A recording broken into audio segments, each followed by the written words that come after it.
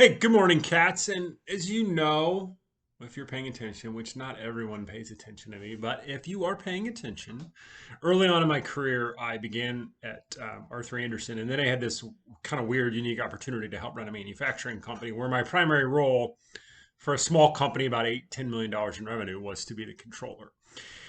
And as the controller, I would close the books, what controllers do. And I remember every month I could easily spend hours looking for 25 cents, right? And I was obsessed with ensuring that when I handed the books over to the owner, cash flow, balance sheet, income statement, that everything was absolutely perfect.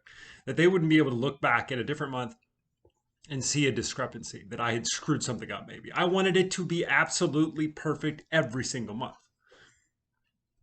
Now, do you know anyone like me? Do you know anyone who is so obsessed with perfection in absolutely everything that they do that anything less than perfection seems to be a failure? Do you know anyone like that? Maybe you might see that person in the mirror. You know, I can hear it in your voices when I'm talking to you over the past several weeks. I hear things like, I've got to be so productive during this time because my peers are super productive. I have got to be jumping for joy because the tax deadline got pushed back to July 15th. I should be so excited that I don't have to have these taxes done on April 15th. I should be so happy. I have a Zoom meeting coming up. Am I going to look good in my Zoom meeting? Is my hair going to be great? Or is the lighting going to be good? Is the house going to be messy? Are kids going to be making noise? And so on and so on. And then personally, what's interesting is it's even worse personally.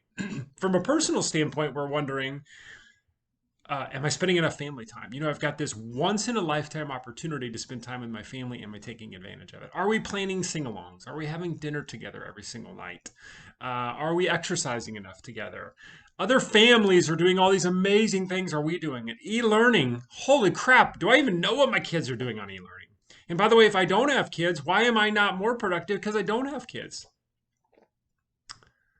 Not only am I screwing up at work, we're thinking, I'm screwing up as a parent. I'm screwing up as a spouse. I'm screwing up as a young person who's not getting to have as much fun as young people are supposed to have. And in every aspect of our life, we feel like a failure. Well, the simple fact of the matter is you're not failing in anything. You're just not perfect.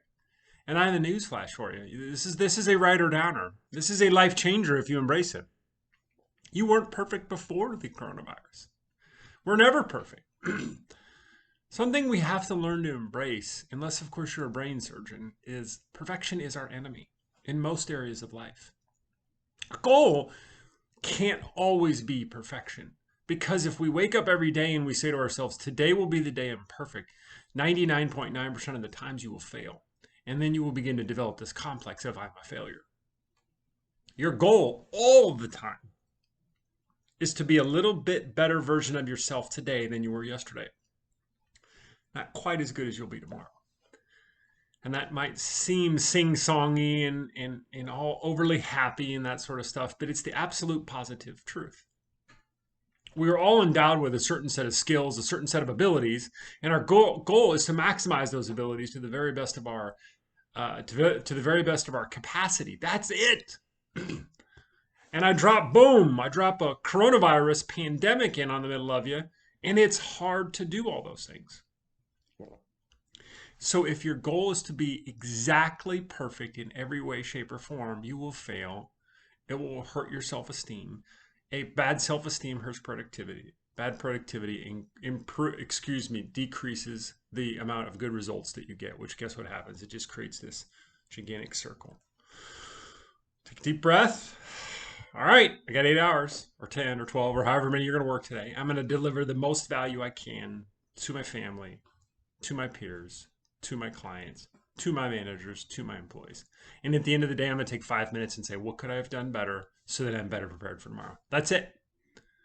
Take the perfection mantra out of your brain, be a real human being, and just do the very best you can.